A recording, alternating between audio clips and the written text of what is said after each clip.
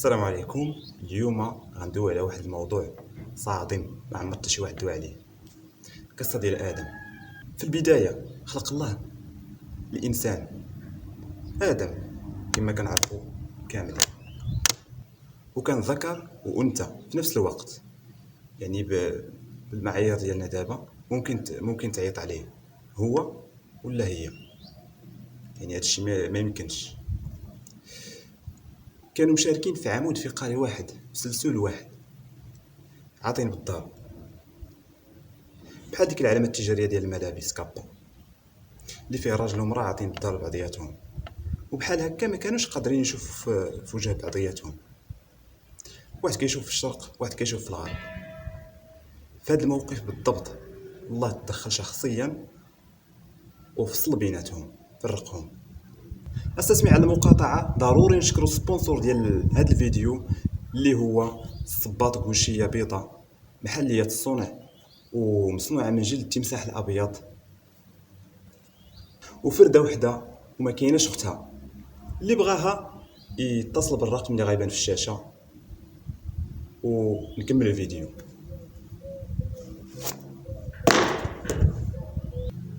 بعد ما رجعنا دابا غنشوفوا اش وقع من بعد ما فرق الله بيناتهم. سمى الذكر ادم والانثى حواء، وكل واحد مشى في طريقه مستقل بشخصيته وبحريته.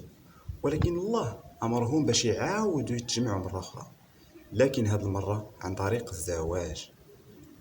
ولهذا خاصهم يتجمعوا ويتلاقوا بطريقه واحده، وجها لوجه، ويشوفوا بعضياتهم.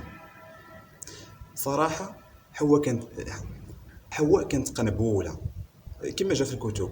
لواحد الدرجه تكون دابا جايه هي وشاكيره، تبان لك شاكيره من القوارض، نوع اخر من الحيوانات. واحد الدبانه كدور، ما عرفتش شكون جبد بيبي نتنياهو. أمنا حواء هي أول مولاة الدار في التاريخ، مولاة الدار ديال المعقول، موفر ليها كل شيء. تصور كانت عندها الجنة بما فيها بالطول وبالعرض، وعندها حبيب خلقوا لي الله بيديه مباشرة لايف، ونفخ فيه من روحه. وخانتو بنت باط الايفون. انا 2025 هادي وما عنديش. استسمع نفعل شويه، الله غيسمح لي. بما انه دوينا على الله خلق ادم وخلق حتى حواء بيديه، يقدر شي واحد يسول واش الله عنده يدين؟ واش الله بحالنا؟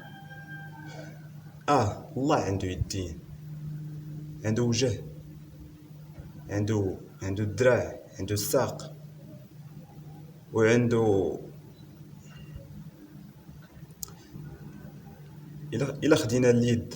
الله فرق البحر بيديه وداز موسى والقوم ديالو. انت يديك ما تقدر دير بها والو، يديك غير كوبي، غير نسخه. الهضره ديال الله حقيقيه، كلام حقيقي. كيعطي الامر، كيقول كن فيكون. انت تضل تهضر ما كتقول والو، غير بلا بلا. يعني الصفات ديال الله هي الصفات الحقيقيه.